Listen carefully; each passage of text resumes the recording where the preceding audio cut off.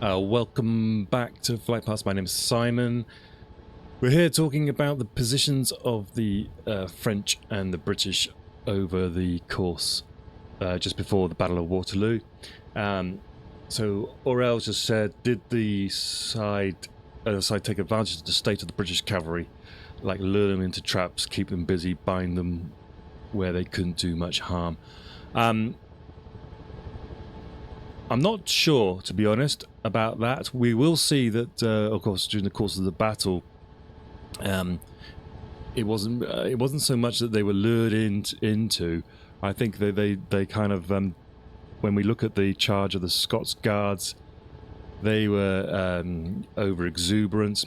I can't remember any examples beforehand of them knowing about that and actually luring them.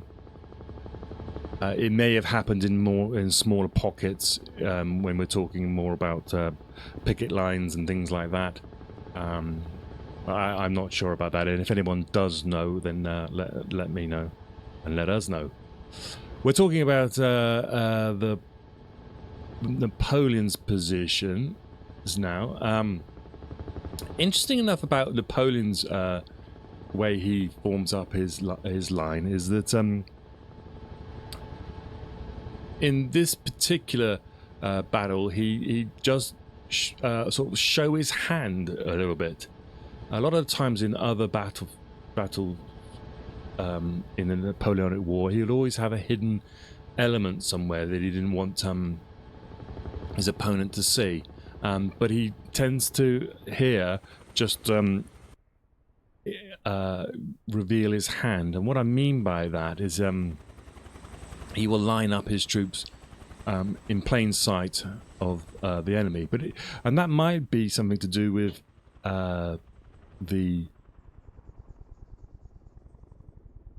his need to get on with the battle, essentially.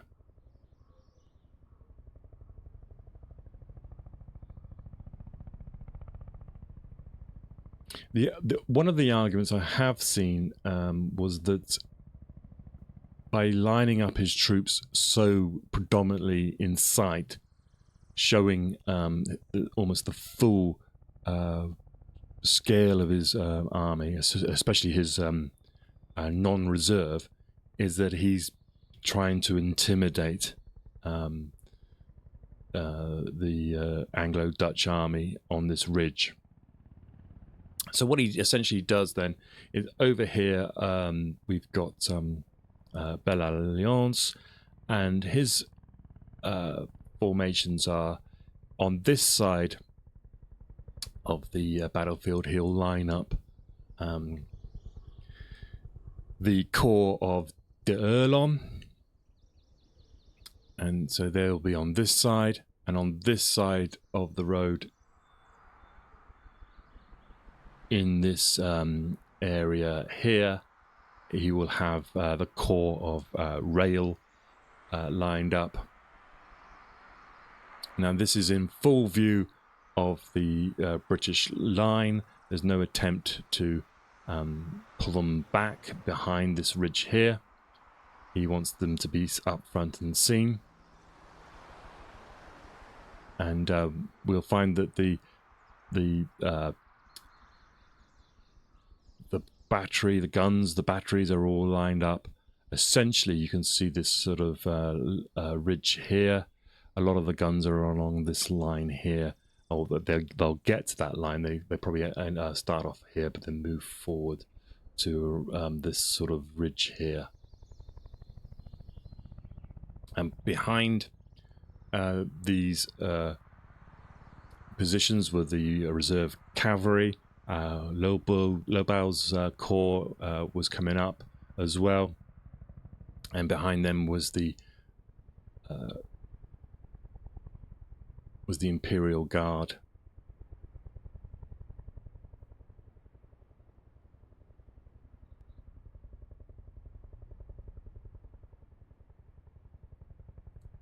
With probably this is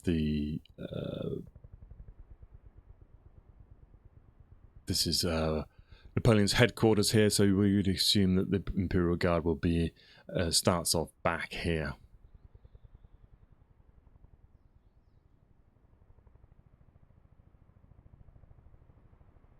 Now, from they call it the Rossom farm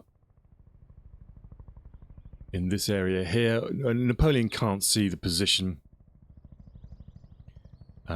Essentially, you can't really see the Wellington's position from here.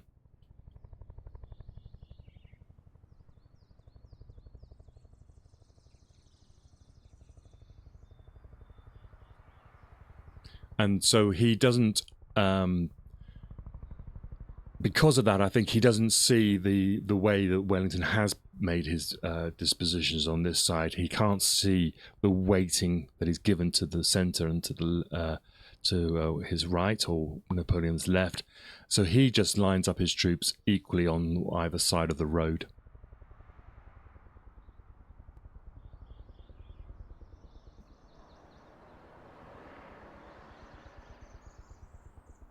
And from back here, there, essentially doesn't get a very good view of the battlefield. So a lot of the decisions on the time in the battle is made more by Ney on the actual battlefield. Now at this point, he wants to get going. He needs this battle to be over. He's brought up his troops. He's given the intimidating sort of stare down on Wellington's lines, and he wants to go, but the battle is delayed, and the insistence of Drew, who is one of the most successful officers. He was the commander of the artillery of the guard, and he said he couldn't maneuver his cannon around, and so insisted that the attack order be delayed in order to allow the ground to dry. Now, the other reason, or both reasons, was that he wanted to delay in order to get to allow Grouchy to get to the field. So he's still got hopes that maybe he can get there. So that might be another reason why he decides to delay the start.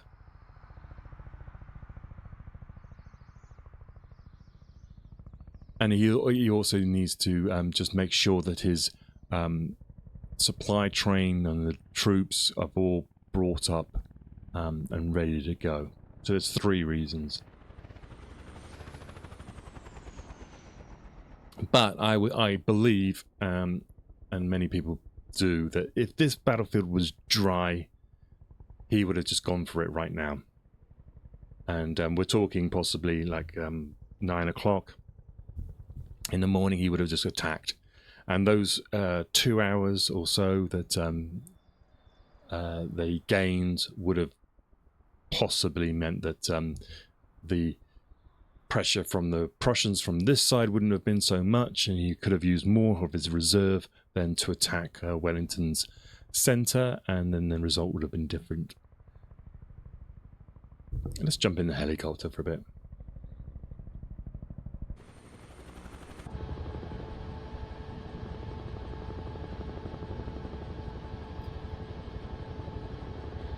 The other thing as well, remember with the state of the soil, is that the effect of the bombardment of the Grand Battery is reduced. These guys will be firing up at this ridge, and with the wet ground, sodden ground, these cannonballs are just going to go embed into the ground, or the actual sort of ricochets will be deadened, and so the effect of the artillery is lessened as well. So that's another reason why they would want to delay a little bit.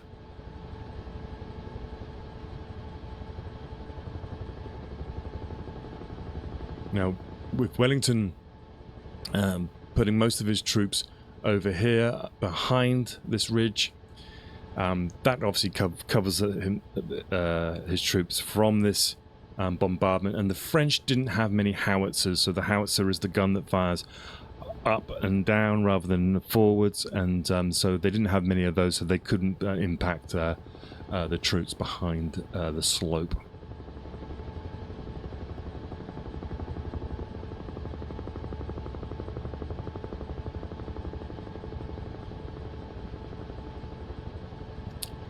So in this time, Napoleon will take leave of his headquarters at Le Caillou. He gets on his horse. Now, remember, we talked about Copenhagen, the chestnut horse.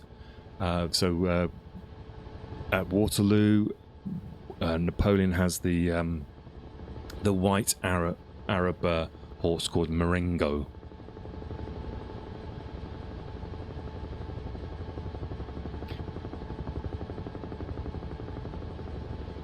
And he rides forwards towards La Belle Alliance and to review the positions at this time. And this is where it's believed that there's sightings of of Napoleon on his horse at this time. But he realizes that it's too wet. And he comes back and he goes to the farm at Rossomme, and he'll sit there at his table. And he'll write a dispatch to Grouchy at this time.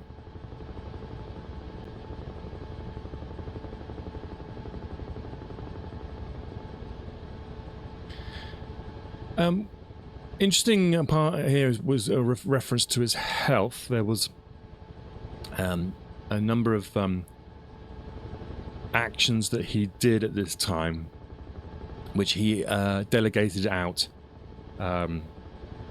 to one of his engineers, and this was to go and reconnoitre over here on the left-hand side, and to find out if there was any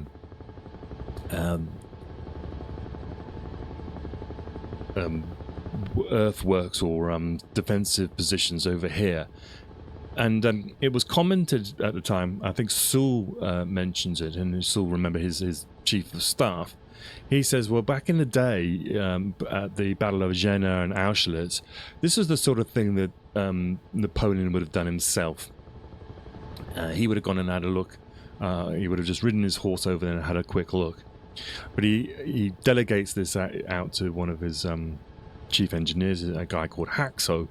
And so that's another indication that Napoleon doesn't have the same vigor that he had before.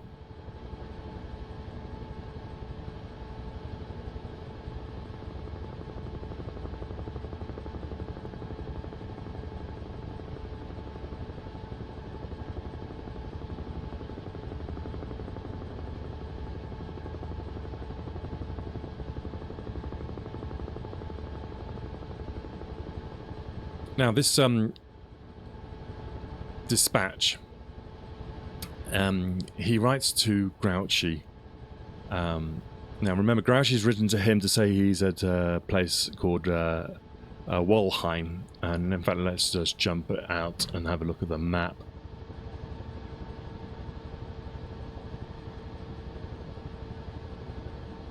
So we are here.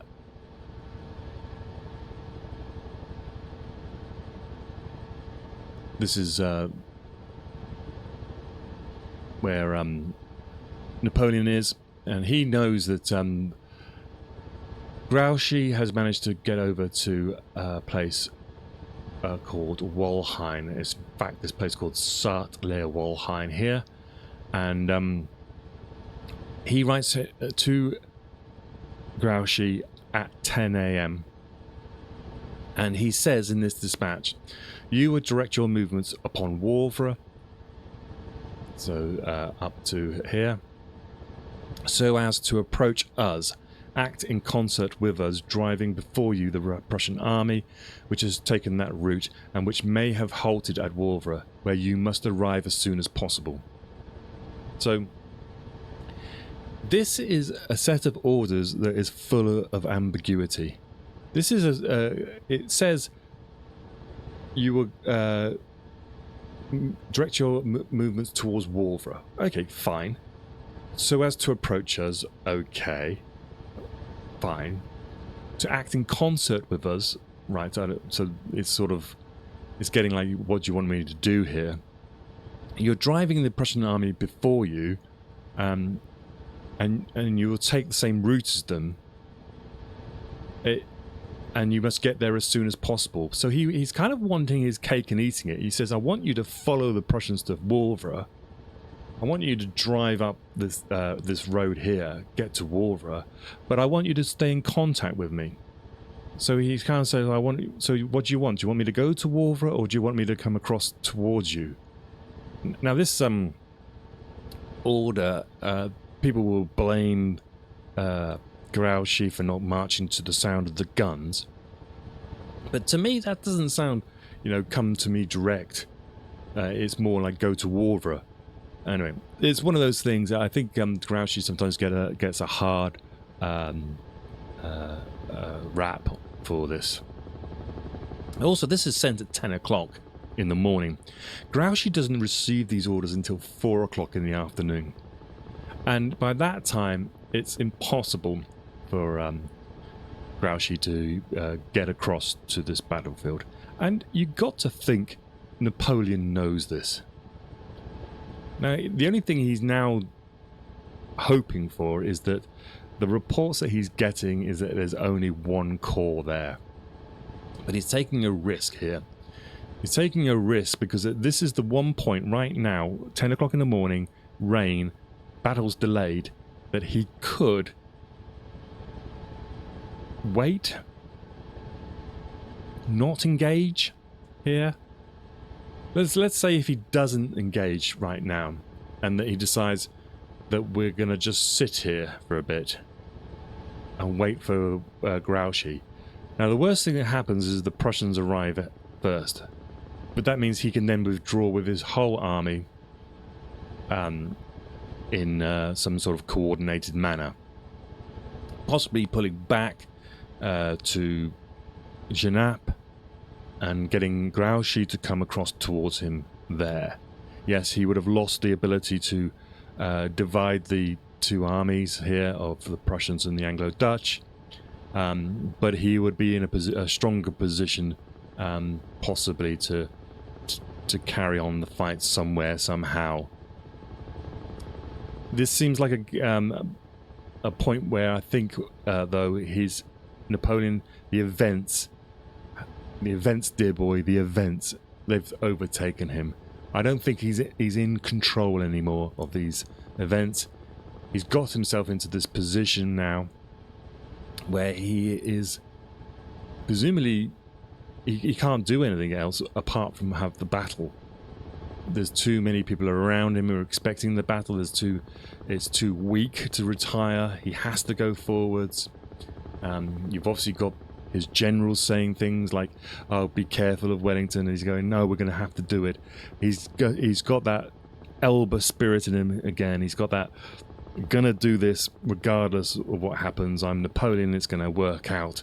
But I'm sure the actions he's taking may be affected by his health, affected by his lack of sleep, the vigors of the whole journey that we've just been describing over these many episodes has got to the point where it's like do or die right now, and he's just too tired to coordinate a withdrawal at this point. That's my point of view. We'll have a think about it as we go on, and if you have any other thoughts, just drop them in the comments below.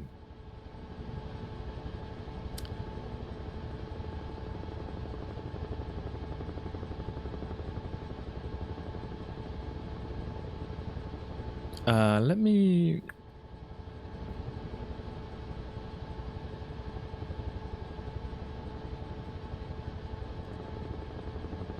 So we're getting to approaching the actual beginning of the battle. We're getting around about 10 a.m., 11 o'clock in the morning.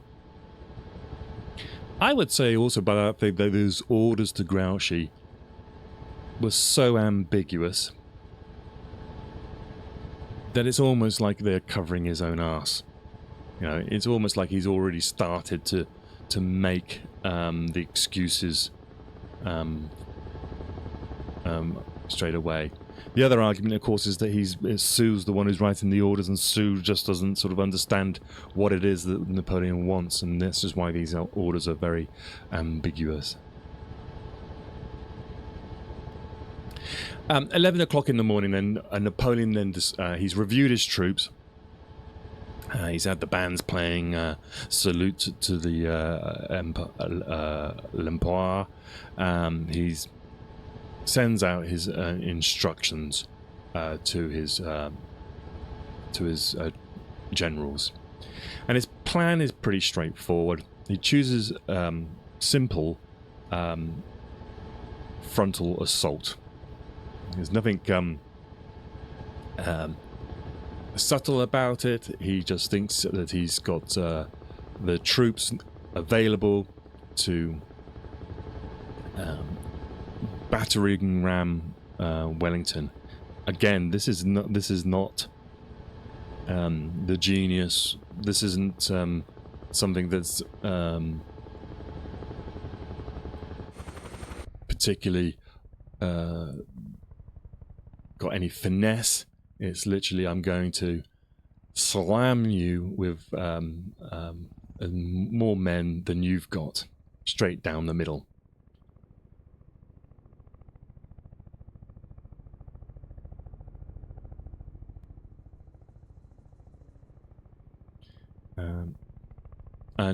This is a sign, I think, again, of his impatience. He doesn't want to be doing anything too subtle.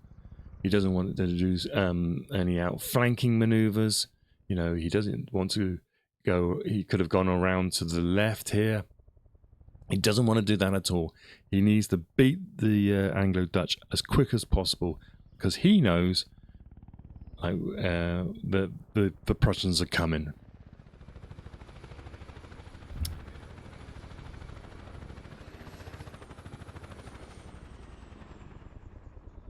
And again, this is another sign of his, I don't know, his lack of shine. And the shine is wearing off the Emperor. Earlier he would be more energetic, and it turns out that without the energy, he lacks the imagination, he lacks the flair, and he seems to make some dodgy decisions.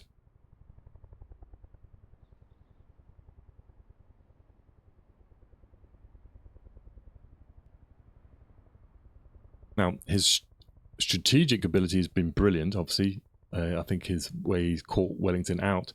But at this point, it gets to the actual battlefield. And of course, Napoleon isn't like Wellington. He's not this person who, Napoleon is the head of state.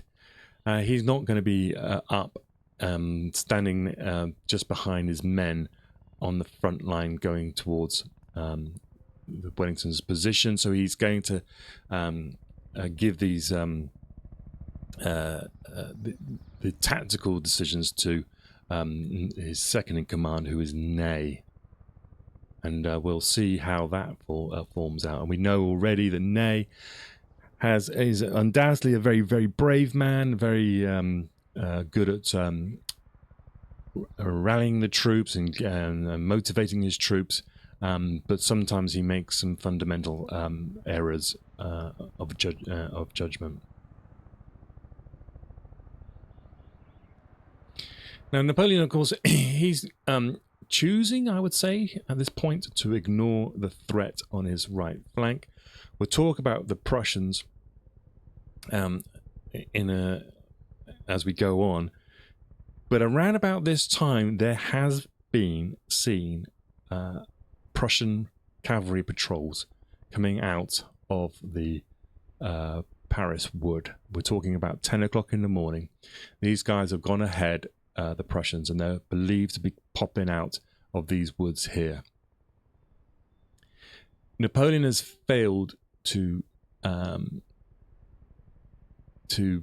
react to this. He could have sent even a small cavalry force to this place called Lasnay here, and blocked essentially this road here that comes up this road.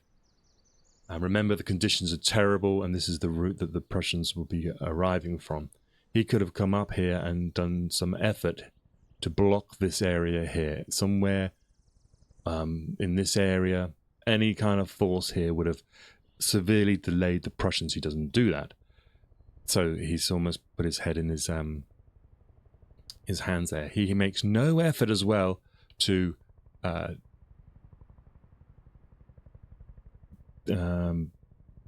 prepare the village of Plantois, this village here. He makes no effort at all to increase the defenses, blockade this area, or blockade the roads or anything like that. He makes no effort to do that. Again, that's something that he would have thought, at least along this road here from the church, you could definitely see that this would be a good place to prepare, but he doesn't do that. So he's still thinking that we're just going to go straight down this road here and knock Wellington out, and it'll all be all right.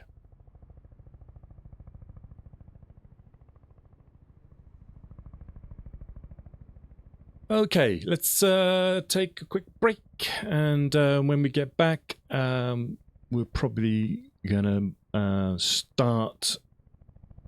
I wanted to just have a little discussion about why it is that he doesn't try to outflank this position, and then when we actually get to the battle itself. I will be back in a moment, and so don't go away, a couple of minutes. And if you're watching on YouTube, please like, subscribe, and all that sort of stuff.